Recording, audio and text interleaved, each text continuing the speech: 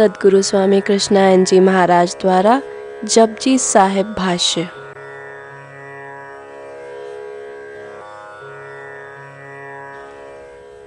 धन जो है व्यक्ति को बहिर्मुख लगाता है, झूठ में फंसाता है, संसार में फंसाता है,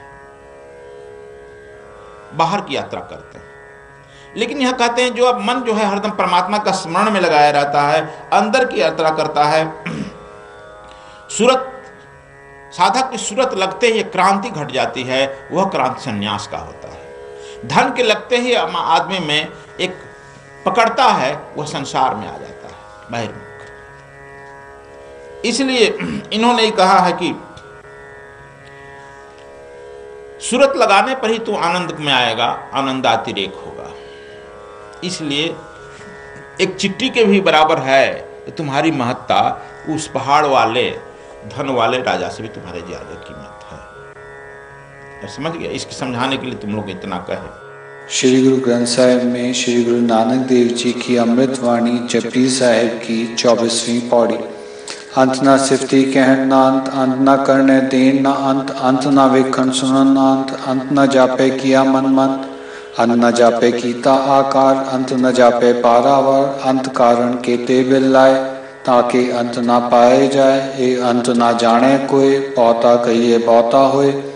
वड्डा साहेब ऊंचा था, ऊंचे ऊपर ऊंचा नाव, ए वड ऊंचा होवे कोई, तिस ऊंचे को जाने सोए, जे वड आप जाने आप, नानक नदरी करमीदार।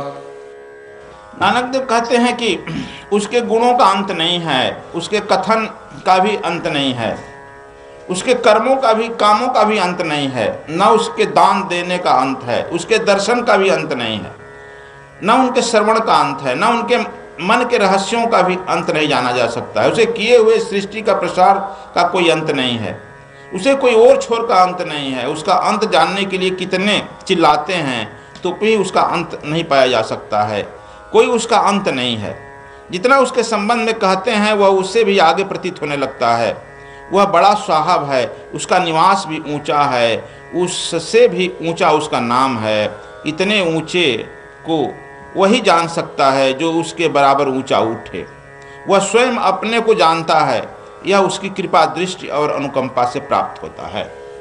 नानक देव 3 दिन तक जल समाधि में थे। जब अपने घर पहुंचते हैं तो उनकी बहन नानकी पूछती है, भैया 3 दिन कहाँ थे? तुम्हारे चेहरे पर तो ओज है, तेज है, हम लोग सब खोज लिए नदी नाला, 3 दिन था कहाँ तुम? तो नानक देव कहते हैं कि बहन हम 3 दिन जो थे उस निरंकार के सचखंड में थे। अब तुम लोग सचखंड कोई मकान बना लिया, रख दिया नाम सचखंड, कोई आश्रम बना लिया, रख दिया उसका नाम सतलोक, 2-4 कमरे बना लिया, नाम रख लिया।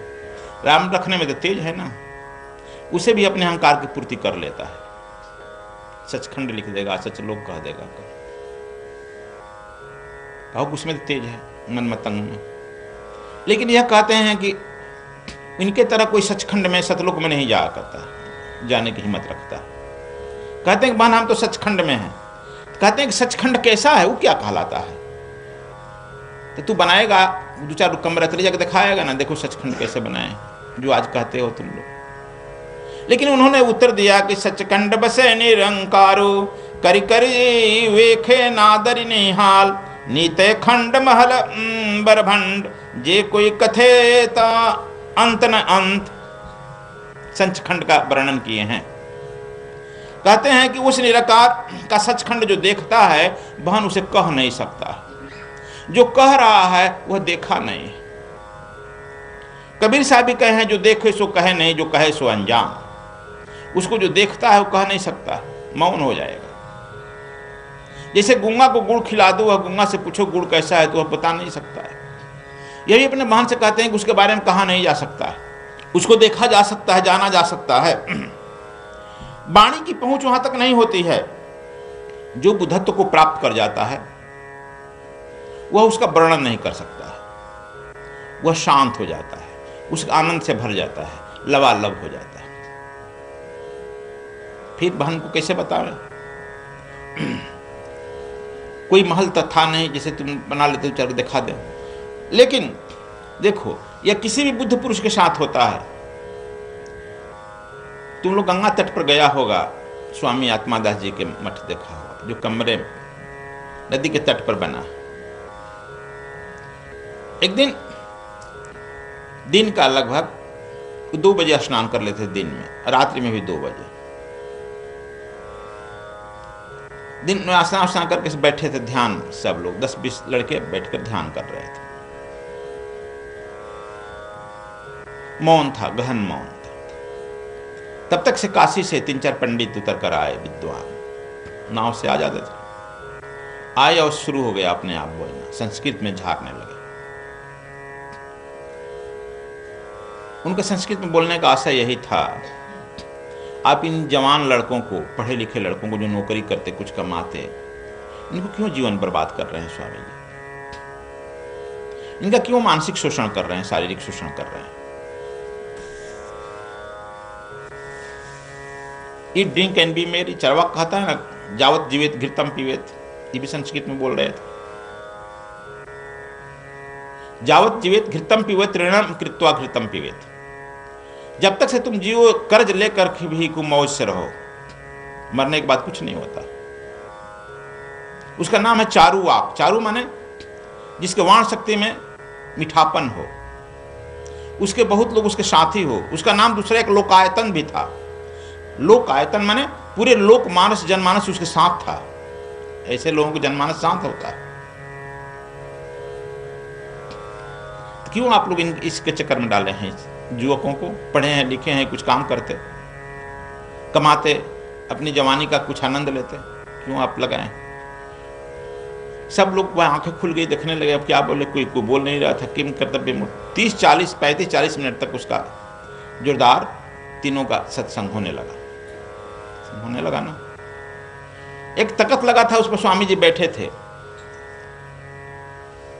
35-40 मिनट के बाद जब उसका रोका, तब वो अपना आंख खोले और मात्र 4-5 मिनट उनके आंखों में देखे। देखते ही था कि वह जो है उस साष्टांग प्रणाम करके रोने लगा सब। उसमें से मुझे एक नाम याद है, राम रंजन तिवारी। मैं पूछा था, चिल्लाने लगा, हम गुरुजी 50 वर्ष के हो गए और हर जगह महात्माओं को देखकर खंडन मंडन करते हैं। हम लोग नास्तिक दर्शन के, हम लोग विद्वान हैं, लेकिन आपने तो बिना बोले ही हमारा सब मस्तिष्क घुमा दिया। हम लोग क्षमा करिए, हम आपका शिष्य बनेंगे। हम लोग चिल्लाने लगा, रोने लगा। एक चिल्लाने लगा, हमारे पेट में हमें दर्द हो गया है, ये हो गया। ठीक कहे कि बस एक शिष्य को बुलाकर कहे कि इसको पानी पिला दे, तीनों के एक गिलास पानी आई, गंगा जल वही था, पिया, ठीक हो गया। बोले नहीं, हाथ से चढ़ के जा सकते। कहा कि नहीं स्वामी जी, हम लोग अब शिष्य बनेंगे। देखो, इतना बोलने से कुछ हुआ? तो देखो, यह जब तुम्हारी इच्छा जान जाएगा, तो वह जो तर्क दे रहा था, तर्क तो उसमें तर्कों में दम है ना। खैर कसैली चूना पान, ये पांचों जब मिल जाते हैं, मुंह में आदमी लगा दिया जाता है तो मुंह लाल हो जाता है ना। लाली कहीं से खरीद कर लाई जाती है। माँ बाप मिलते हैं तो लड़का पैदा हो जाता है, लड़का कहीं खरीद कर लाया जाता है? कोई परमात्मा देता है? बैठा है क्या देने वाला? ये सब उसका भी बड़ा तर्क है, लेकिन सारा तर्क बिना बोले ही खत्म हो गया। उसी तरह से गुरु नानक देव भी कहते हैं कि जब तुम भी उस परमात्मा की स्मृति में लगा रहेगा, तो बहुत लोग उसको विभिन्न प्रकार से कहने वाले हैं, लेकिन उसका तुम हर जगह परमात्मा का प्रतिबिंब तुम देखेगा, हर जगह उसी के हाथ देखेगा, क्योंकि वो हाथ उसी का चारों तरफ फैला हुआ है। नानक देव कहते हैं कि उनके गुणों का अंत नहीं, उनके कथन का अंत नहीं। सारे वेद उसी के संदर्भ में कर रहे हैं, फिर भी अंत नहीं हुआ। पुनः शास्त्र बने, पुराण बने, स्मृतियां बनी, महाभारत बनी, गीता बना, और लगातार बनते जा रहा है। कहीं अंत नहीं रहा हो रहा उसे गुणों का। जो भी साधु महात्मा आता है, उसके नया नया कुछ कहता है, फिर स्मृतियां बनते जा रही है, पुराण बनते जा रहे हैं, वेद बनते जा रहे हैं, अंत नहीं हो रहा। लेकिन उस सब कहने के बाद भी कबीर साहब कहते हैं कि मैं भी कुछ किया तो किच कुछ पाया दास कबीरा। क्योंकि तुम्हारा शरीर ही जब पूर्ण नहीं है तो उस पूर्ण कैसे तुम्हें उतर पाएगा। कहते हैं कुछ कुछ पाया। तो समुद्र से पानी निकालने ही जाएगा तो क्या एक गागर में सागर को भर सकता है? इसलिए कहते हैं नानक देव कि उसका अंत नहीं है, वो हमारे चारों तरफ फैला हुआ है। वो चारों तरफ सर्वत्र उसी परमात्मा का हाथ देखते हैं। जब सभी चारों तरफ उसी का हाथ देखते हैं, अदृश्य हाथ, तब वो अपने को असुरक्षित महसूस करेगा। हम लोग उसका अदृश्य हाथ नहीं देखते हैं, परिणाम देखते हैं। जैसे तार में बिजली बह रही है, बिजली तुमको दिखाई पड़ती है, लेकिन हाथ पकड़ेगा तब परिणाम मालूम होगा। बल्ब जलाया, देखो ये परिणाम, प्रकाश आ गया, मोटर चलने लगा, ये परिणाम ना। बिजली तो दिखाई नहीं पड़ती है।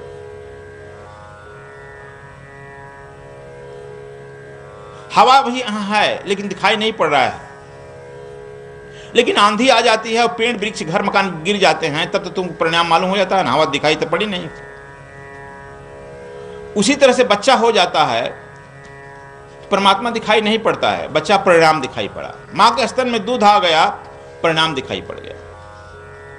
लेकिन उस परिणाम के पीछे नानक देव कहते हैं अस्तित्व उसी का है, उसी का हाथ है, वही देने वाला है। इसलिए जो भक्त होता है वह सब में उसका हाथ दिखता है और इसलिए उसका स्मरण सदैव बना रहता है। तुम लोग जो है उसके स्मरण को भूल जाते हो। हम लोग क्या करते हैं, एक छोटा सा घर बना लेते हैं, खूब टाइल्स लगा देता है हमारे, उसमें एक परमात्मा का भी छोटा सा कहीं से मूर्ति खींच लेता है, कोई अपने मन से गढ़ लेता है। एक परमात्मा कोई मूर्ति भी तो नहीं है, हजारों हजार तरह का मूर्ति बनाता है, उसको मढ़ देता है घर में, फिर उसको आगे फूल पत्ती रख करके श्रृंगार करके फिर ताला बंद कर देता है। जब आएगा ताला खोलेगा, फिर प्रणाम करेगा, फिर कोई आएगा तो अपने परमात्मा को दिखाएगा, देखिए हम यहाँ परमात्मा को रखे हैं। मालूम होता है वो परमात्मा तुम्हारे कैद खाने में हो गया, बेचारा। एक गजराज था, महाभारत एथी में पुराण में आया है कहानी गजराज का। गंडक में के किनारे रहता था। गंडक जो है बिहार में है, जो नेपाल से निकली है गंडक नदी, आके पटना के लगभग मिलती है सोनपुर में, हाजीपुर में सोनपुर गंडक मिलती है गंगा में। वही गंडक का संगम है। उसी गंडक के संगम पर ऋषभ देव ने भी तप किया है, राजा भरत भी तप किया है। और उसी में आया है यह कथा। एक गजराज रहता था राजा, उसकी बहुत पत्नियां थी। राजा लोग बहुत पत्नी, और उसके बहुत लड़के भी हुए थे, पुत्र पौत्र भी हो गए थे। सैकड़ों की संख्या में अपने रानी पुत्र पौत्रों के साथ गंडक में स्नान करने के लिए गया। जल विहार होता है ना, जल क्रीड़ा करते हैं तुम लोग भी स्विमिंग पूल में, वह भी जल क्रीड़ा करने के लिए गया। तब तक से एक ग्राह जो है उसका पैर पकड़ा। गजग्राह की कथा आती है। ग्राह ने उसका पैर पकड़ा, और ग्राह जो है अपने, ग्राह जो होता है घड़ियाल, पानी में जबरदस्त शक्ति उसकी होती है। वह उस अपने तरफ खींचने लगा। गज जो है विशाल था, अपने तरफ खींचा। उसकी शक्ति जब बढ़ने लगी तो चिल्लाया अपने पत्नी से, बच्चों से, सब लोग उसके मदद किए, खींचने लगे। लेकिन वह एक दिन हुआ, 2 दिन हुआ, 3 दिन हुआ। अब पत्नी का कितना दिन रहेगी? कोई ठिका लिया है, तुम मरो तो हम ही मरे, लिया है कोई ठिका? वैसा पत्नी जो है छोड़ के चला, चल अपना लड़का देख, ही सब मरेगा, बुढ़वा तो मरने दे। पत्नी हट गई, बच्चे भी चले गए 3 जाते। अब ग्राह बच गए अकेले। दूर दूर देखा कोई नहीं है उसके नजदीक आ रहा है। उसकी पत्नी, बच्चे, नाती पुत्र सब चले गए। नाती पोते भी कहे कि पापा आप मरो, हम लोग कोई घर चला लेंगे, उसकी चिंता छोड़ दो। पत्नी भी कही कि हम अपने बच्चों को लेकर आ गए हैं, घर गृहस्थी चल जाएगा, अब राम राम करते हुए जाओ। निराश हो गया। बड़ा अभी तक उसको घमंड था कि हमने इतना अपना सल्तनत कायम कर दिया, इतना बड़ा हमारा जंगल है, इतना बड़ा हमारे पौत्र हैं, इतना बड़ा सल्तनत, बड़ा खुश था। जब तुम अति अपने पारिवारिक संसारिक खुशी में आता है तब ऐसी ऐसी घटनाएं घटती है। दीनानाथ मथेर तुरंत जो है भगवान नारायण चक्षु दर्शन लिए दौड़े और छोड़ दिए ग्राह को। ग्राह का मुंह कटेगा, गज बाहर निकला। ग्राहक जब मुंह कटा तो वहां पर देख रहे थे लोग, कुछ महात्मा लोग भी बैठे थे। दिन उसकी दशा देखकर 2-3 महात्मा लोग देखते हैं ना, 2-3 बैठे थे। ग्राह का जब सिर कटा तो ग्राह जो है नारायण का रूप पकड़ करके नारायण के साथ चल दिया स्वर्ग में, विष्णु लोक की यात्रा कर दी। और हाथी जो है गज हाँफते हुए बाहर निकला। 3-4-5 दिन, हफ्ता दिन हो गया था से बाहर निकल करके उस जमीन पर थल पर गिर करके कराह रहा था और समझ गया कि अब मेरे दुनिया में नहीं है, मुझे भक्ति में ही रहना चाहिए, बस परमात्मा ही है। और जब वह गया तब वो महात्मा लोग जो 3-4 लोग थे वे लोग भी नारायण के धाम चले गए। स्लिप दिए, भाई हम लोग भी मिलना चाहते हैं। भगवान बोला है कि क्या बात है, आप लोग कैसे आ गए? कहा कि भगवान हम लोगों ने यह देखा, ग्राह है गज आपका भक्त था और आपके भक्त का शत्रु तो ग्राह था ना, ग्राह का सिर काट दिए अपने भक्त की रक्षा के लिए, तो ठीक मालूम हो रहा है। लेकिन वह भी आप ही का रूप पकड़ के और आपके साथ आपके पुरी में आ गया, तो ये गज से तो अच्छा फल इसी को मिल गया। आपके बगल में बैठा मुस्कुरा रहा है आप ही के रूप में, तो बगल में आकर बैठ के हम लोग खड़े हैं, ऐसा क्यों आप अन्याय किए? कहा कि आप नहीं समझते हो, हम अपने भक्तों के दास हैं। हमारे भक्त जहां जहां जाते हैं उसके नीचे मैं अपना हाथ रखता हूं, कहीं चोट न लग जाए। वह अभी तक तो अपने पुत्र पुत्री और पत्नी और बच्चों पर विश्वास कर रहा था, इसलिए मेरी उपेक्षा कर रहा था। लेकिन जैसे ही मुझे याद किया, मैं दौड़ कर गया, यह तो मेरा स्मरण किया, इसे उसको बचाया। यह ग्राह जो देख रहे हो, जो हमारा पैर पकड़ लेता है उसको तो हमें बाहर कर देता। यह हमारे भक्त का पैर पकड़ लिया था, अपने मुंह से, हाथ से, नाक से, पूरे जोर से अपने हमारे भक्त का पैर पकड़ लिया था। जो हमारे भक्त का पैर पकड़ लेता है उसको तो अपने स्वरूप को प्रदान ही करना है। अब मैं क्या कर सकता हूं बताइए, मेरी तो लाचारी। आप देख रहे हैं सद्गुरु स्वामी कृष्णायन जी महाराज का जपजी साहिब भाष्य। इसके उपरांत स्वामी श्री का संत कबीर वाणी एवं भगवत गीता पर भाष्य प्रसारित किया जाएगा। अपनी अमृत वाणी के माध्यम से स्वामी श्री संतों की वाणी में छिपे साधना के रहस्यों को निरंतर उजागर कर रहे हैं। ईश्वर के पथ पर चल रहे भक्तजन स्वामी श्री की अद्वितीय अमृत धारा से लाभ प्राप्त करें। सद्गुरु स्वामी कृष्णायन जी महाराज का जपजी साहिब भाष्य प्राप्त करने के लिए संपर्क करें 09868886830। सद्गुरु स्वामी कृष्णायन जी महाराज के आशीर्वाद से सद्विप्र समाज सेवा श्री बद्रीनाथ धाम में हर वर्ष की भांति 26 अप्रैल 2015 से चतुर्थ विशाल भंडारा आयोजित कर रही है। बद्रीनाथ धाम आने वाले तीर्थ यात्री इस निःशुल्क भंडारे का लाभ उठाएं। भंडारे में अपना सहयोग देने के लिए आप सभी का योगदान आमंत्रित है। सद्गुरु कॉन्शियसनेस सोसाइटी, खाता संख्या 307-300-002-1012, बैंक शाखा Punjab national bank Delhi, IFSC code PUNB 0307300। अधिक जानकारी के लिए संपर्क करें 09872999766, 09868886830।